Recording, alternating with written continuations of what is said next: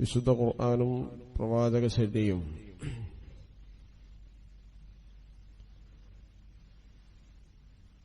വളരെയധികം പ്രോത്സാഹിപ്പിച്ച, ധാരാളം പുണ്യങ്ങൾ ഓഫർ ചെയ്ത ഒരു സൽപ്രവൃത്തിയാണ് ദാനധർമ്മങ്ങൾ എന്ന് പറയുന്നത്. നബി സല്ലല്ലാഹു അലൈഹി വസല്ലം പറയുന്നുണ്ട്, ഒരു മനുഷ്യൻ മരണപ്പെട്ടാൽ 3 കാര്യങ്ങൾ അവന്റേത് അവശേഷിക്കും. അവന് പുണ്യപ്രവൃത്തിയായി മരണശേഷവും ലഭിച്ചുകൊണ്ടിരിക്കും. അതിലൊന്നാമതായി പറഞ്ഞത് സ്വദഖത്തുൻ ജാരിയ, ഒഴുകിപ്പരക്കുന്ന സ്വദഖ എന്നാണ്. സാധാരണ നമ്മളൊരാൾക്കൊരു പണം എടുത്തു കൊടുക്കുന്ന ദാനധർമ്മത്തെക്കുറിച്ചല്ല സ്വദഖത്തുൻ ജാരിയ എന്ന് പറയുന്നു. നമുക്ക് ശേഷവും തലമുറകളോളം അനേകം വർഷങ്ങൾ നമ്മൾ ആർക്കാണോ നൽകിയത് അവർക്ക് ഉപകാരം ലഭിച്ചുകൊണ്ടിരിക്കുന്ന ദാനധർമ്മങ്ങൾ, ഇതാണ് സ്വദഖത്തുൻ ജാരിയ. രണ്ടാമത്തേത് ഇൽമുൻ യുന്തഫഉ ബിഹി, ഉപകാരപ്രദമായ ജ്ഞാനം. അതൊരാൾ കരസ്ഥമാക്കി ആ ജ്ഞാനം വേറെ ഒരാൾക്ക് പകർന്നു കൊടുത്തു. ആ ജ്ഞാനം ഉപയോഗിച്ച് അയാൾ സൽപ്രവർത്തികൾ ചെയ്തു. അത് മനസ്സിലാക്കിയാൽ നേരായ വഴിയിലൂടെ സഞ്ചരിച്ചു. അയാളുടെ തലമുറകൾ അങ്ങനെയായി. ഇതിന്റെ പ്രതിഫലം ആദ്യം ഇയാൾക്ക് ഈ ജ്ഞാനം പകർന്നു കൊടുത്ത മനുഷ്യന് ലഭ്യമാകും. മൂന്നാമത്തേത് വലതുൻ സാലിഹുൻ യദഉ ലഹു. വലതുൻ യദഉ ലഹു എന്നല്ല റസൂലുള്ളാഹി പറഞ്ഞത്, വലതുൻ സാലിഹുൻ യദഉ ലഹു. മക്കളുണ്ടായതുകൊണ്ടത് അവശേഷിക്കുന്ന ഒരു ധനമായിക്കൊള്ളണമെന്നില്ല. അൽ മാലു വൽ ബനൂന സീനത്തുൽ ഹയാത്തി ദുനിയ വൽ ബാഖിയാത്തു സ്വാലിഹാത്തു ഖൈറുൻ ഇൻദ റബ്ബിക സവാബൻ വ ഖൈറുൻ അമല. സാലിഹായ മക്കൾ എന്ന് പ്രത്യേകം എടുത്ത് പറഞ്ഞിട്ട്, മക്കളെ കൊണ്ട് മനുഷ്യന്മാർക്ക് കാര്യമൊന്നും ഉണ്ടായിക്കൊള്ളുന്നില്ല. സാലിഹായ മക്കളാവുക. പ്രാർത്ഥിക്കുന്ന മക്കൾ എന്നല്ല പറഞ്ഞ, പ്രാർത്ഥിക്കുന്ന സ്വാലിഹായ മകൻ. സ്വാലിഹായ മകൻ ഉണ്ടാക്കണ ഈ ബാപ്പാക്ക് കുറച്ച് ഇൻവെസ്റ്റ്മെന്റ് അനിവാര്യമാണ്. മക്കൾ ഉണ്ടാക്കണേക്കാൾ കൂടുതൽ ബുദ്ധിമുട്ടാണ് സ്വാലിഹായ മകൻ ഉണ്ടാക്കുക. അതാണ് വലതുൻ സാലിഹുൻ യദഉ ലഹു. അത് ഏറ്റവും പ്രധാനപ്പെട്ടൊരു സംരംഭമാണ്. സ്വാലിഹായ മക്കൾ, ഞാനിപ്പത് വിശദീകരിക്കണില്ല. അതിലേറ്റവും പ്രധാനപ്പെട്ടതാണ് സ്വദഖ ജാരിയ എന്ന് പറയുന്നത്.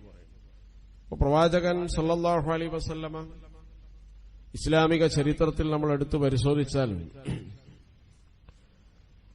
ആദ്യത്തെ പള്ളി മസ്ജിദ് ഖുബ, നേരത്തെ മക്കയിൽ മുസ്ലിങ്ങൾക്ക് നിസ്കരിക്കാൻ വേണ്ടി സിദ്ദീഖുൽ അക്ബർ റളിയല്ലാഹു അൻഹുവിന്റെ വീടിനോട് ചാരി ഒരു ചെറിയ സ്ഥലമുണ്ടാക്കിയിരുന്നു. അതാണ് ആദ്യത്തെ നിസ്കാര സ്ഥലം എന്ന് പറയും. പക്ഷെ അതിന് പള്ളി എന്ന് പറഞ്ഞിട്ടില്ല. ആദ്യമായി ഉണ്ടാക്കിയ പള്ളി മസ്ജിദുൻ ഉസ്സിസ അല തഖ്വ.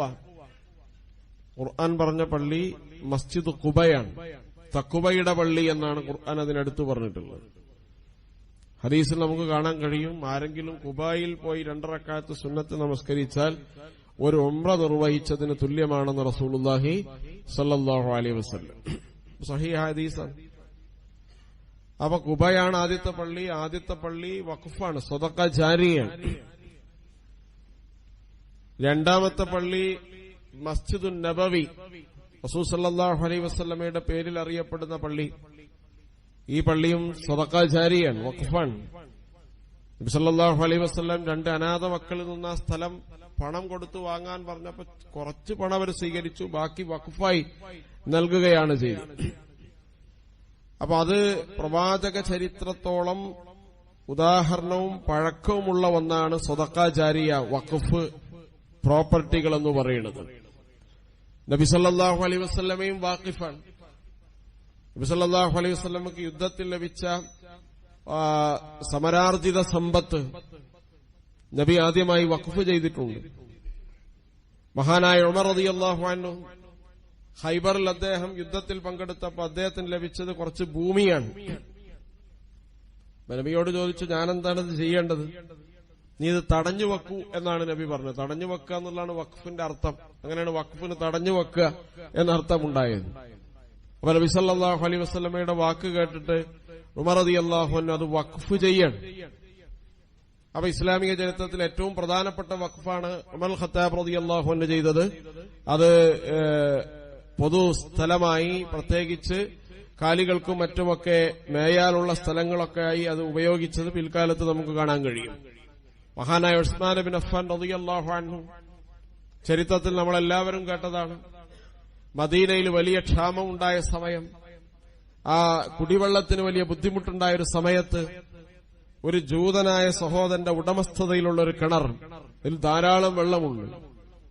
അയാൾ ആ കിണറ്, മദീനയിലെ ആളുകൾക്ക് ആ കിണർ വാങ്ങിക്കൊടുക്കുന്നവര് സ്വർഗത്തിലൊരു കിണർ ഞാൻ വാഗ്ദാനം ചെയ്യുന്നുവെന്ന് റസൂലുള്ളാഹി സ്വല്ലല്ലാഹു അലൈഹി. മദീന നിവാസികൾക്ക് സൗജന്യമായിട്ട് ആ കിണർ വഖഫ് ചെയ്യാൻ ആരാണ് സന്നദ്ധൻ? അപ്പൊ ആ മനുഷ്യൻ, ജൂതനായ മനുഷ്യൻ, ആ അദ്ദേഹത്തിന് പറയാൻ പറ്റുന്നതിന്റെ മാക്സിമം വിലയാണ് അതിന് പറഞ്ഞത്. ആ പണം മുഴുവൻ കൊടുത്ത് ആ കിണർ മദീനക്ക് ദാനം ചെയ്തു, വഖഫ് ചെയ്തു ഉസ്മാൻ ബിൻ അഫ്ഫാൻ റളിയല്ലാഹു അൻഹു. അപ്പൊ ഇസ്ലാമിക ചരിത്രത്തില് ഏറ്റവും പ്രധാനപ്പെട്ട ഒന്നാണ് ഈ വഖഫ് എന്ന് പറയുന്നത്. വഖഫ് എന്ന് പറഞ്ഞാൽ നേരത്തെ ഉമർ റളിയല്ലാഹു അൻഹുവിനോട് റസൂൽ സല്ലല്ലാഹു അലൈഹി വസല്ലം പറഞ്ഞതുപോലെ തടഞ്ഞു നിർത്തുക എന്നാണ് അതിന്റെ അർത്ഥം. വഖഫ് ചെയ്യാൻ നമ്മൾ പറയില്ലേ, ഒരു ഖുർആൻ ഒരു ആയത്ത് ഓതിയിട്ട് നമ്മൾ വഖഫ് ചെയ്യൂല, നിർത്തുക. അപ്പൊ തടഞ്ഞു നിർത്തുക, അള്ളാഹുവിന്റെ പ്രീതിക്ക് വേണ്ടി അടിസ്ഥാന സ്വഭാവങ്ങളിൽ മാറ്റം വരുത്താതെ എല്ലാവർക്കും ഉപകാരം ലഭിക്കുന്ന രീതിയിൽ അള്ളാഹുവിലേക്ക് മാറ്റിവെക്കുന്ന സ്വത്ത്, ഇതാണ് വഖഫ് എന്ന് പറഞ്ഞത്. ഓണർ തന്നെ കൈകാര്യകർത്താവാണ്, മുത്തവല്ലിയാണ് പിന്നെ ഉണ്ടാവുക, കൈകാര്യകർത്താവാണ് ഉണ്ടാവുക. ആ കൈകാര്യകർത്താവ് വാക്കിഫിന്റെ ഉദ്ദേശങ്ങൾക്കനുസരിച്ച് ആ സ്വത്ത് വിനിയോഗിച്ചിട്ടില്ലെങ്കിൽ മുത്തവല്ലിയെ മാറ്റൽ ഇസ്ലാമിക ഭരണകൂടത്തിന് നിർബന്ധമാണ്. മുത്തവല്ലിയായ ഒരാളെ ഏൽപ്പിച്ചു, നമ്മളൊരാളെ ഏൽപ്പിച്ചു, ഇന്ന കാര്യത്തിനാണ് ഈ വഖഫ് ഉപയോഗിക്കേണ്ടത്, അപ്പൊ അതിനുവേണ്ടി അയാൾക്ക് ഉപയോഗിക്കാം. അതല്ലാത്തതിന് അയാൾ ഉപയോഗിച്ചാൽ ഈ മുത്തവല്ലിയുടെ അവകാശം റദ്ദു ചെയ്യാം. അത് റദ്ദു ചെയ്യും, അയാളെ മാറ്റുകയും ചെയ്യേണ്ടത് അനിവാര്യം. അപ്പൊ വഖഫ് കൈകാര്യകർത്താവായി മുത്തവല്ലിയെ നിയമിക്കുന്നുണ്ട്. ഇത് എല്ലാ കാലത്തും എല്ലാ നാട്ടിലുള്ള കാര്യമാണ്. നമ്മുടെ നാട്ടിൽ മാത്രമല്ല വഖഫ് എന്ന് പറയുന്ന സംവിധാനമുള്ളത്. ലോകത്ത് മുസ്ലിം സമൂഹം എവിടെയൊക്കെയാണോ ജീവിച്ചിട്ടുള്ളത്, മുസ്ലിം സമൂഹത്തിന്റെ മുൻകൈയിൽ ലോകത്ത് രൂപം കൊണ്ട എന്തൊക്കെ നാഗരിക പരിശ്രമങ്ങളുണ്ടോ അവിടെയെല്ലാം വഖഫ് അതിന്റെ പ്രധാനപ്പെട്ട ഒരു ഭാഗമാണ്. വഖഫ് അതിന്റെ പ്രധാനപ്പെട്ട ഒരു ഭാഗമാണ്. നിങ്ങൾ ലോകത്ത് ധാരാളം എല്ലാ കാര്യങ്ങൾക്കും, പള്ളി മദ്രസ എന്നാണ് നമ്മൾ വഖഫ് എന്ന് പറയുമ്പോൾ സാധാരണ രീതിയിൽ നമ്മുടെ മനസ്സിലേക്ക് വരിക.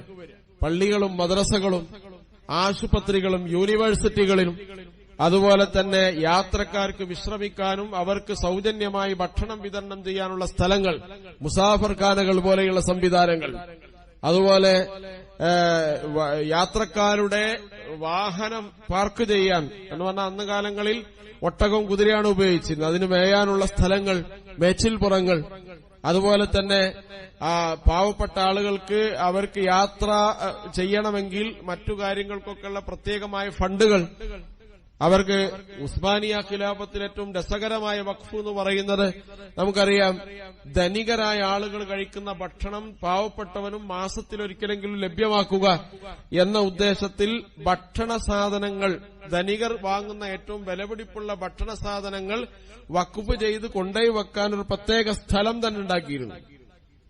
ആ സ്ഥലം പിൽക്കാലത്ത് എന്താ ചെയ്തതെന്ന് വെച്ചാൽ, ഇസ്താംബൂളിൽ പ്രസിദ്ധമായ നഗരമധ്യത്തിൽ ആ സ്ഥലം പക്ഷികൾക്കും മൃഗങ്ങൾക്കും ഭക്ഷണം കഴിക്കാനുള്ള ഒരു സ്ഥലമായി അത് മാറ്റുകയാണ് പിന്നീട് ചെയ്തത്. ഇപ്പൊ പക്ഷികൾക്കും മൃഗങ്ങൾക്കും ഭക്ഷണം കഴിക്കാനുള്ള സ്ഥലങ്ങൾ, അതിലേക്ക് ഭക്ഷണം കൊണ്ടുവെക്കാനുള്ള സ്ഥലങ്ങൾ, മുലയൂട്ടുന്ന സ്ത്രീകൾക്ക് പ്രത്യേകം, കാരണം മുലയൂട്ടുന്ന സമയത്ത് പോഷകാഹാരങ്ങൾ വേണം, ആ പോഷകാഹാരങ്ങൾ ലഭ്യമാക്കാൻ പ്രത്യേക സ്ഥലങ്ങൾ സജ്ജമാക്കിയിരുന്നു. ആ സ്ഥലങ്ങളിൽ കൊണ്ടുപോയി കഴിവുള്ളവൻ അവിടെ പോയി ഭക്ഷണം കൊണ്ടേ വെക്കണം. ഇത് ആ സ്ഥലം എന്തിനാണ് വഖഫ് ചെയ്തത്? ഈ ഭക്ഷണം കൊണ്ടേ വെക്കാൻ.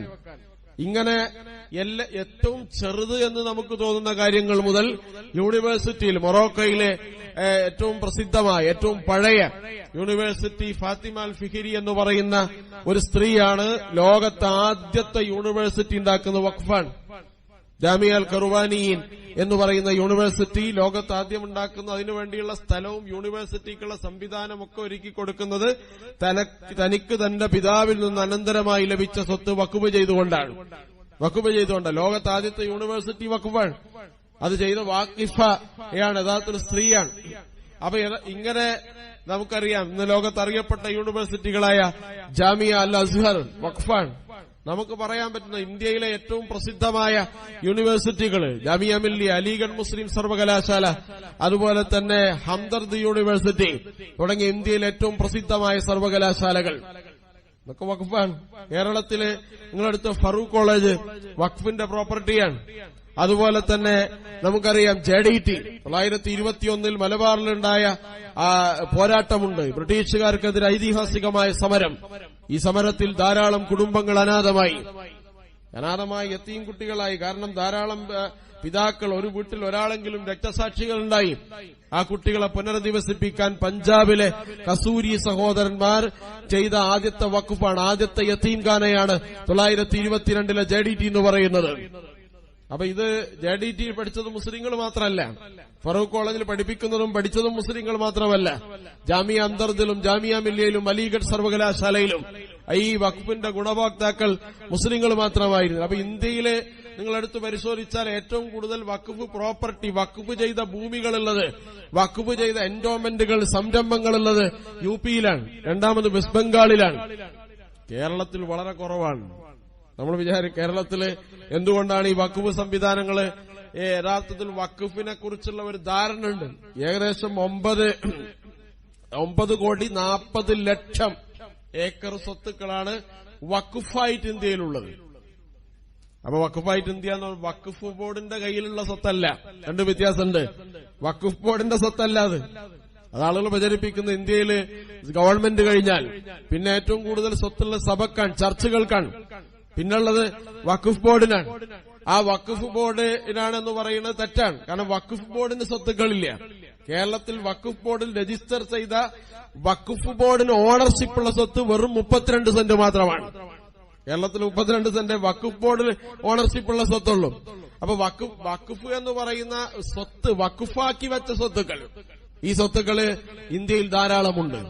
ഈ ധാരാളമുള്ള സ്വത്തുക്കൾ മുസ്ലിം സമൂഹത്തിന്റെ അതിജീവനം, അവരുടെ ഉയർച്ച, വളർച്ച, പുരോഗതി, വികാസം, ഇതിലൊക്കെ വഖഫ് എന്ന് പറയുന്ന ഈ സംരംഭം വലിയ രീതിയിൽ ഉപകാരപ്പെട്ട് നമുക്ക് കാണാൻ കഴിയും. അതുകൊണ്ട് അള്ളാഹുവിന്റെ പ്രീതി ഉദ്ദേശിച്ചുകൊണ്ട് മുഴുവൻ ജനങ്ങളുടെയും ഉപകാരത്തിനു വേണ്ടി മുസ്ലിം സമൂഹം നൽകുന്ന പ്രോപ്പർട്ടിയാണ് വഖഫ് എന്ന് പറയുന്നത്.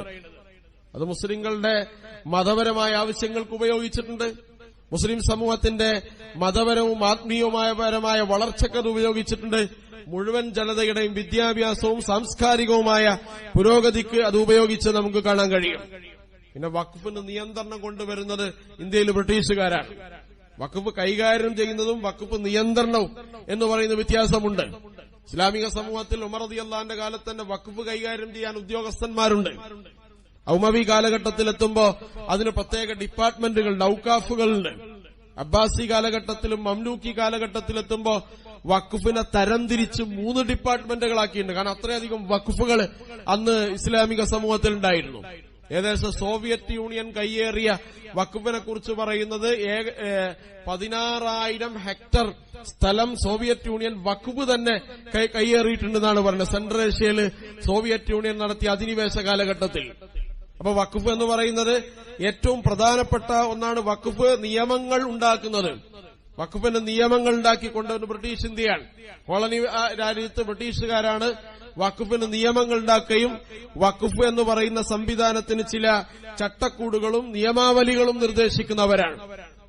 1913 ആദ്യമായി വഖഫ് ബോർഡ് ഇന്ത്യയിൽ നിലവിൽ വരുന്നത്. 923 മുസൽമാൻ വഖഫ് ആക്ട് എന്ന് പറയുന്ന ആക്ട് ഉണ്ടാവുന്നത്. അതുപോലെ തന്നെ 995 പരിഷ്കരിച്ച വഖഫ് നിയമങ്ങൾ ഉണ്ടായത്. ആ 95 നിയമമാണ് ഇപ്പൊ ഭേദഗതി ചെയ്തിട്ട് അതിനെ വഖഫ് അമെന്റ്മെന്റ് ബിൽ എന്ന് പറയുന്ന 2025 ഇന്നലെ മിനിയാന്നൊക്കെ പാർലമെന്റിൽ ഇരുസഭകളിലുമായി അവതരിപ്പിച്ച ബില്ല് 95 ബില്ലിനെ പരിഷ്കരിച്ചുകൊണ്ട് വന്ന ബില്ലാണ്. ഇപ്പൊ 95 ബില്ല് ഉണ്ടായ മൌലികമായ വ്യത്യാസങ്ങൾ നമുക്കറിയാം. എന്തുകൊണ്ടാണ് നമുക്ക് ഈ വഖഫ് ബില്ല് എന്ന് പറയുന്നതിനെ എതിർക്കേണ്ടി വരുന്നതിന്റെ പ്രധാനപ്പെട്ട കാരണങ്ങൾ? കാരണം ധാരാളം സങ്കീർണതയുള്ള ഒരു ബില്ലാണ്. ഒന്നാമത്തത് വഖഫ് നൽകുന്നതിന് നിയന്ത്രണങ്ങൾ ഏർപ്പെടുത്തുന്നുവെന്നാണ്. ഇനി ഒരു വാക്കിഫ് ഇന്ത്യയിൽ ഉണ്ടാവണമെങ്കിൽ ബുദ്ധിമുട്ടാണ്. വാക്കിഫിന്റെ ക്വാളിറ്റി പരിശോധിക്കണം. 5 വർഷം അയാൾ മുസ്ലിമായി പ്രാക്ടീസ് ചെയ്ത ആൾക്കേ വഖഫ് ചെയ്യാൻ പറ്റുള്ളൂ. ഈ പ്രാക്ടീസ് ചെയ്തു എന്ന് തീരുമാനിക്കാനുള്ള അധികാരം ആർക്കാണ്? നിങ്ങളുടെ നാട്ടിലെ കാദിക്കോ ഖത്തീബിനോ അല്ലെങ്കിൽ മേൽക്കാദിക്കോ അല്ലെങ്കിൽ എത്ര മാലിന്റെ കാദിയായാലും അതിനുള്ള അധികാരമില്ല. അധികാരം കലക്ടർ നോക്കണം. ഇയാൾ നിസ്കരിക്കേണ്ട നോമ്പുകൾക്കുള്ള സർട്ടിഫിക്കറ്റ് നോക്കണം. എന്നിട്ട് 5 വർഷം പ്രാക്ടീസിംഗ് മുസ്ലിമായ ആളുകൾക്കാണ് വാക്കിഫാവാൻ യോഗ്യതയുള്ളതെന്ന് പറഞ്ഞാൽ വഖഫ് എന്ന് പറയുന്ന സംരംഭത്തിന് ആസൂത്രിതമായി തടയിടാണ്. ഇങ്ങനൊരാൾക്ക് വഖഫ് ചെയ്യാൻ ആൾ റിസ്ക്കാ. ആളുകൾക്ക് അല്ലാഹുവിന്റെ അടുത്ത് പുണ്യം കിട്ടാൻ പല പരിപാടി. വഖഫ് എന്ന് പറയുന്ന സംവിധാനം അതോടുകൂടി നിലക്കാണ്. രണ്ടാമത്തെ എന്താണ്? ഇതില് സർക്കാരിന് കയ്യേറാനുള്ള അധികാരം എമ്പാടുമുള്ള ബില്ലാണ് ഇവിടെ പാസ്സാക്കിയിരിക്കുന്നത്. സർക്കാർ ഓൾറെഡി കയ്യേറിയിട്ടുണ്ട് ഭൂമികൾ. ഞാൻ നേരത്തെ സൂചിപ്പിച്ച ഡൽഹിയിലെ യൂണിവേഴ്സിറ്റികൾക്ക് വേണ്ടി കൊടുത്ത ഭൂമി എന്ന് പറഞ്ഞാൽ ഡൽഹി എന്ന് പറയുന്ന നഗരത്തിന്റെ 60% വഖഫാണ്. ഈ വഖഫ് കയ്യേറി 685 വഖഫ് കയ്യേറ്റ കേസുകൾ ഡൽഹി കോടതിയിൽ മാത്രമുണ്ട്. ഡൽഹി ട്രിബ്യൂണലിൽ മാത്രമുണ്ട് 655 വഖഫ് കയ്യേറ്റ കേസുകൾ. ഈ വഖഫ് കയ്യേറ്റ കേസുകളിൽ 114 സ്വത്ത് വകകൾ കയ്യേറിക്കഴിഞ്ഞു. ആ കയ്യേറിയതിൽ ഏറ്റവും ഭൂരിഭാഗം 77% സർക്കാരുകളും ബാക്കി NGOകളുമാണ്. ഡൽഹിയിലെ മാത്രം കാര്യമാണ് ഞാൻ പറയുന്നത്. അപ്പൊ ഇത്രയധികം കയ്യേറ്റങ്ങൾ നടന്നു. ഇനി ഇത് കയ്യേറ്റത്തെ സാധൂകരിക്കും. എങ്ങനെയാണ് കയ്യേറ്റത്തെ സാധൂകരിക്കുക? കയ്യേറ്റത്തെ സാധൂകരിക്കുന്നതിന്റെ രീതി എന്ന് പറഞ്ഞാൽ, ഇനി നിങ്ങളുടെ ഭൂമിയിൽ ഒരാൾ വന്ന് താമസിച്ചു, വഖഫായി വിലയിരുത്തിയ ഭൂമിയിൽ ഒരാൾ കയ്യേറിയാൽ ആ ഭൂമി വഖഫാണെന്ന് തെളിയിക്കേണ്ട ബാധ്യത കയ്യേറിയവനല്ല, ഈ ഭൂമി വഖഫ് ചെയ്തവനാണ്. അതോടുകൂടി ഇന്ത്യയിലെ ബാബരി മസ്ജിദ് എന്ന് പറഞ്ഞ ഇന്ത്യയിൽ ഒരു പള്ളിയുടെ പ്രശ്നമാണ്. എന്നാൽ വഖഫ് ആക്ട് എന്ന് പറയുന്നത് ഇന്ത്യയിലെ ലക്ഷക്കണക്കിന് പള്ളിയെ കയ്യേറാനുള്ള ലൈസൻസാണ്. ലക്ഷക്കണക്കിന് പള്ളികളെ കയ്യേറാൻ ഇപ്പൊ ഓൾറെഡി സുപ്രീം കോടതിയുടെയും ഹൈക്കോടതിയും പരിഗണനയിൽ നടക്കുന്ന കേസുകളുണ്ട്. ആ കേസുകൾ എന്താണ്? പള്ളി ഇവിടെ തർക്ക കേസുകളാണ്. കാശിയുണ്ട്, മധുരയുണ്ട്, ശമ്പലുണ്ട്, ധാരാളം മസ്ജിദുകൾ കേസ് നടന്നുകൊണ്ടിരിക്കാൻ. ഈ കേസ് ഈസിയായി ഇവിടത്തെ ഹിന്ദുത്വ ശക്തികൾക്ക് ജയിക്കാനുള്ള ഒരു അധികാരമാണ് ഈ വഖഫ് ആക്ടിലൂടെ ഉണ്ടാവുന്നത്. കാരണം ഇനി വഖഫാണെന്ന് തെളിയിച്ചു കൊണ്ടുവരേണ്ട ബാധ്യത ആർക്കാണ്? ഷാഹി മസ്ജിദ് കമ്മിറ്റിക്കാണ്, മധുര മസ്ജിദ് കമ്മിറ്റിക്കാണ്. പഴയ വർഷങ്ങൾ, നൂറ്റാണ്ടുകൾ മുമ്പുള്ള രേഖകൾ പരിശോധിച്ച് ഹാജരാക്കി വഖഫാണെന്ന് തെളിയിച്ചിട്ട് വേണം അത് നൂറ്റാണ്ടുകൾ ആരാധിച്ചിരുന്ന പള്ളി തിരിച്ചു കൊണ്ടുവരാൻ. ഈ കയ്യേറുന്ന ആൾക്കൊരു റിസ്ക് ഇല്ല. കാരണം കയ്യേറ്റം ഒഴിപ്പിക്കേണ്ട ബാധ്യതയും കയ്യേറ്റമല്ല എന്ന് തെളിയിക്കേണ്ട ബാധ്യതയും കയ്യേറ്റമല്ല അത് വഖഫാണെന്ന് തെളിയിക്കേണ്ട ബാധ്യതയും എല്ലാം കയ്യേറപ്പെട്ട മനുഷ്യന്റെ ബാധ്യതയായി മാറുകയാണ്. വാക്കിഫിന്റെയും മുത്തവല്ലിയുടെയും ബാധ്യതയായി മാറുകയാണ്. എന്ന് പറഞ്ഞാൽ നിർലോഭം വഖഫ് പുറപ്പെട്ടി കയ്യേറാനുള്ള ഒരു ലൈസൻസാണ് ഈ വഖഫ് ആക്ട്, വഖഫ് നിയമം എന്ന് പറയുന്നത്. മറ്റൊന്നെന്താണ്? ഇന്ത്യ രാജ്യത്ത് വ്യക്തി നിയമങ്ങളുണ്ട്. പേഴ്സണൽ ലോ ബോർഡ് വളരെ ശക്തിയായി റമദാൻ 17-നാണ്, ബദർ നടന്ന ദിവസമാണ് ജന്തർ മന്ദറിൽ ഇന്ത്യയിലെ മൊത്തം മുസ്ലിം സമൂഹത്തിന്റെ നേതാക്കന്മാർ ഒരുമിച്ച് കൂടി ഒരു പ്രക്ഷോഭം നടത്തിയത്. അത്ര സീരിയസ് ആണ് ഈ വിഷയം, അത്ര സീരിയസ് ആണ്. കാരണം അത്രയും അധികം നേതാക്കന്മാർ മുസ്ലിം സംഘടന ഒരുമിച്ചൊരു പ്രക്ഷോഭം ഇന്ത്യയിൽ അടുത്ത കാലത്തൊന്നും നടത്തിയിട്ടില്ല. ഇന്ത്യയില് പാറ്റ്നയില്, വിജയവാഡയിൽ, ജന്തർ മന്ദറിലൊക്കെ വലിയ പ്രക്ഷോഭങ്ങൾക്ക് വന്ധ്യവയോധികരായ പണ്ഡിതന്മാര് തന്നെ നേതൃത്വം നൽകി. തെരുവിലവർ പ്രക്ഷോഭത്തിന് ആഹ്വാനം മുഴക്കി. ഇതിന്റെ കാരണം എന്താന്ന് ചോദിച്ചാൽ, ഇവിടെ നമുക്കറിയാം വഖഫ് എന്ന് പറയുന്നത് ഒന്ന് ഇന്ത്യയിലെ പള്ളികളെ, ആരാധനാലയങ്ങൾ, മദ്രസകൾ, കുത്താബുകൾ ഇതെല്ലാം കയ്യേറാനുള്ള ലൈസൻസാണ്. എന്ന് മാത്രമല്ല, ഈ മദ്രസയും പള്ളിയുമായി ചുറ്റിപ്പറ്റി നോർത്ത് ഇന്ത്യയിൽ ജീവിക്കുന്ന ലക്ഷക്കണക്കിന് മനുഷ്യർക്ക് അരക്ഷിതത്വം സൃഷ്ടിക്കുന്ന ബില്ലാണിത്. പള്ളികളും മദ്രസകളും മാത്രമല്ല, ബസ്തികളുണ്ട്, ഗല്ലികളുണ്ട്. അതിലെ പല കാര്യങ്ങളും പള്ളിയുടേതുമായി ബന്ധപ്പെട്ട വഖഫുകളാണ്. എന്ന് പറഞ്ഞാൽ മുസ്ലിം ജീവിതത്തെ, മുസ്ലിം സമൂഹത്തിന്റെ ജീവിത പരിസരങ്ങളെ മൊത്തം ഇല്ലായ്മ ചെയ്യാൻ, അവരെ ഒന്നായിട്ട് ഉന്മൂലനം ചെയ്യാൻ കഴിയുന്ന ഒരു നിയമമാണ് വഖഫ് ആക്ട് എന്ന് പറയുന്നത്.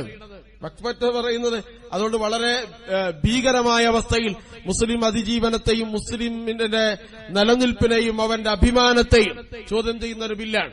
രണ്ടാമത്തെ, ഇന്ത്യയിലെ ഭരണഘടന എല്ലാ മതങ്ങൾക്കും നൽകിയ പ്രത്യേകം സ്വാതന്ത്ര്യങ്ങളുണ്ട്, പ്രത്യേക അവകാശങ്ങളുണ്ട്. അതിനത് കൈകടത്തുന്നുണ്ട്. കാരണം ദേവസ്വം ബോർഡിന് സ്വത്തുക്കളുണ്ട്.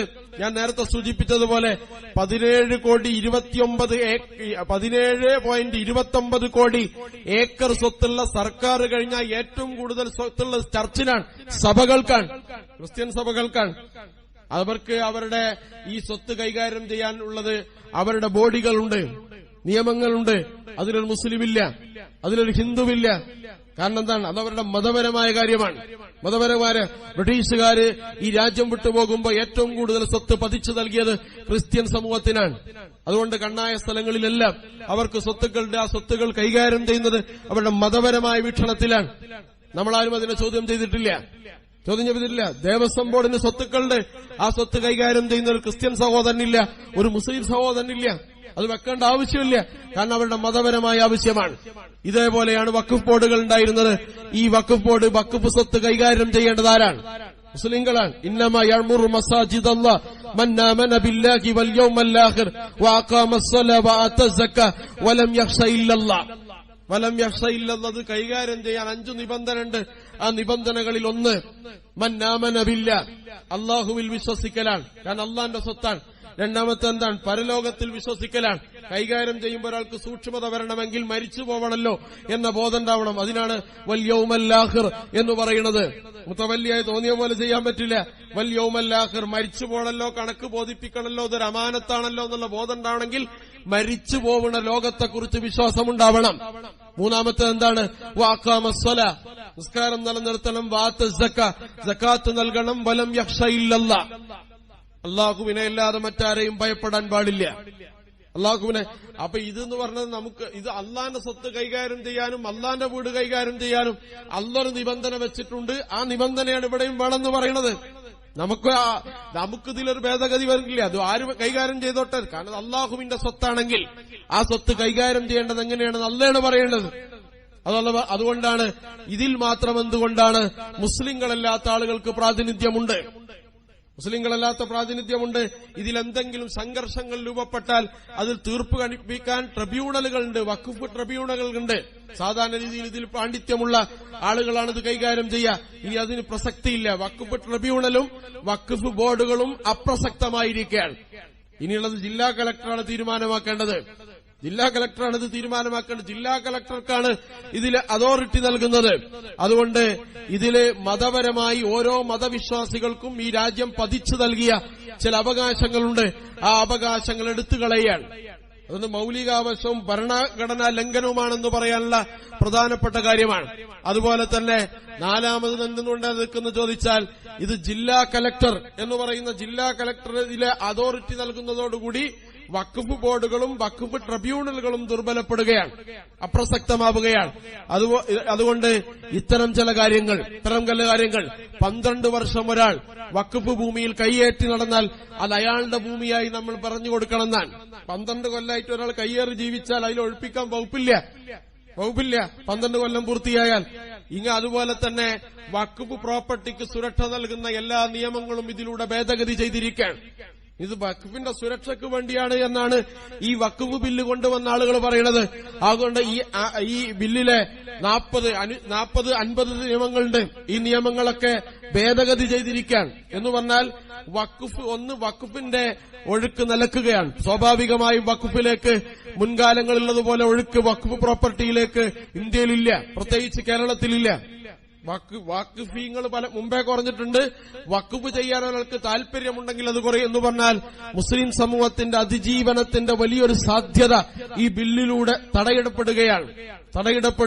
മുസ്ലിം സമൂഹത്തിന്റെ അതുപോലെ അവർക്ക് സച്ചാർ കമ്മിറ്റി റിപ്പോർട്ടിൽ പറയുന്നുണ്ട്, മുസ്ലിങ്ങൾ അനുഭവിക്കുന്ന ഏറ്റവും വലിയ ഭീഷണി എന്ന് പറയുന്നത് ദാരിദ്ര്യമല്ല, സാമൂഹ്യ സുരക്ഷയില്ല എന്നതാണ്. സാമൂഹ്യ സുരക്ഷയില്ല എന്നാണ്. ദാരിദ്ര്യ മുസ്ലിം സമൂഹത്തിന് ഇന്ത്യയിലുണ്ട്. പക്ഷെ സാമൂഹ്യ സുരക്ഷയില്ലായ്മയാണ് ഇന്ത്യയിലെ മുസ്ലിങ്ങൾ അനുഭവിക്കുന്ന ഏറ്റവും വലിയ ഭീഷണി എന്ന് പറയുന്നത്. സർക്കാർ നിയമിച്ച കമ്മീഷനാണ്. താടി വെച്ചൊരു മുസ്ലിമിന്, തൊപ്പി വെച്ചൊരു മുസ്ലിമിന്, തസ്ബീഹ് വാല വെച്ച കയ്യിലുള്ള ഒരു മുസ്ലിമിന് ഒരു പൊതുഗല്ലിയിലൂടെ നടന്നു പോകാൻ അവന് ഭയമാണ്. ഇത് പറയുന്നത് എപ്പോഴാണ്? 10-15 കൊല്ലം മുമ്പാണ്. ഇപ്പോൾ അത് ഇരട്ടിയാണ്. ഭയം ഇരട്ടിയാണ്. തല്ലിക്കൊല്ലലുകളും ആരാധന സ്വാതന്ത്ര്യങ്ങളുമെല്ലാം തടയപ്പെട്ട ഒരു സമയത്താണ്. അതുകൊണ്ട് നിർഭയാവസ്ഥയില്ലാത്തൊരു സന്ദർഭമാണിത്. ഈ സന്ദർഭത്തില് അതുകൊണ്ട് ഈ നിർഭയാവസ്ഥയില്ലാത്ത സന്ദർഭം കൂടുതൽ ശക്തിപ്പെടുന്നുവെന്നതാണ്.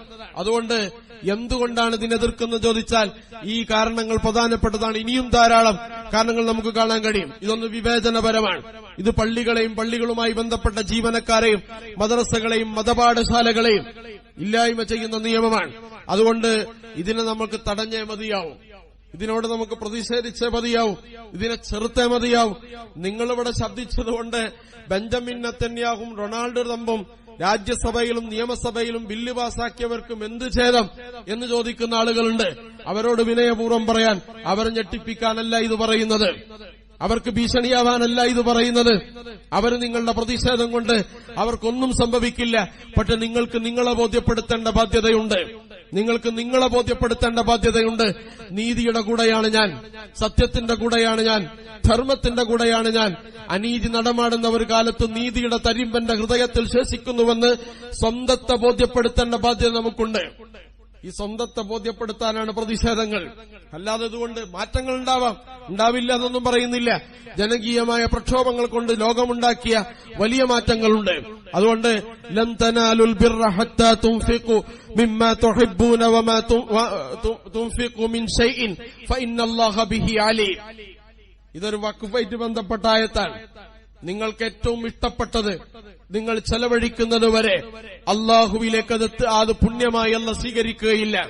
വേണ്ടാത്തതല്ല, ഏറ്റവും പുണ്യകരമായ, ഏറ്റവും നിങ്ങൾക്ക് ഇഷ്ടമുള്ള കാര്യം. അങ്ങനെയാണ് അബൂ തൽഹ റളിയല്ലാഹു അൻഹു വരികയാണ്, നബിന്റെ അടുത്ത് വന്നിട്ട് പറയാൻ, നബിയെ, എനിക്ക് ഏറ്റവും കൂടുതൽ വരുമാനം തരുന്ന, എനിക്ക് ഏറ്റവും പ്രിയപ്പെട്ട ഒരു തോട്ടമുണ്ട് മദീനയിൽ, അത് നിങ്ങൾ സ്വീകരിക്കണം. മദീന പള്ളിക്ക് വേണ്ടി അബൂ തൽഹ തന്റെ ഏറ്റവും ഇഷ്ടപ്പെട്ട തോട്ടം വഖഫ് ചെയ്യാൻ. അബ്ദുറഹ്മാൻ ഇബ്നു ഔഫ് സ്വർഗത്തിൽ ഏറ്റവും വേഗത്തിലെത്താൻ തനിക്ക് ഏറ്റവും ഇഷ്ടപ്പെട്ട ഒരു തോട്ടം വഖഫ് ചെയ്യുകയാണ്. വേറെ ഒരു സഹാബി നമസ്കാരത്തിൽ തന്റെ തോട്ടത്തിൽ സുന്നത്ത് നമസ്കരിച്ചുകൊണ്ടിരിക്കെ ആ നമസ്കാരത്തിന്റെ റക്അത്തിൽ എണ്ണം ചെല്ലുന്നതൊക്കെ തെറ്റിപ്പോയി. കാരണം എന്താണ്? ആ തോട്ടത്തിലെ കിളികളുടെ ശബ്ദം കാരണം. അപ്പൊ അള്ളാഹുവിനെ സ്മരിക്കുന്നതിൽ നിന്ന് എന്റെ തോട്ടം എന്നെ വ്യതിചലിപ്പിച്ചു, അല്ലെങ്കിൽ എന്റെ ശ്രദ്ധ തെറ്റിച്ചു എന്ന് പറഞ്ഞ് നിസ്കാരം മുഴുവനാക്കിയ ഉടനെ ആ തോട്ടം ദാനം ചെയ്യുകയാണ്, ആ തോട്ടം വഖഫ് ചെയ്യുകയാണ്. അങ്ങനെ വഖഫ് ചെയ്ത് അള്ളാഹുവിന്റെ പ്രീതി ഉദ്ദേശിച്ച് തനിക്ക് ഏറ്റവും പ്രിയപ്പെട്ടത് ആളുകൾ നൽകിയത് ഈ സമൂഹത്തിന് ഏറ്റവും കൂടുതൽ ഉപകാരമുണ്ടാവാൻ വേണ്ടിയാണ്.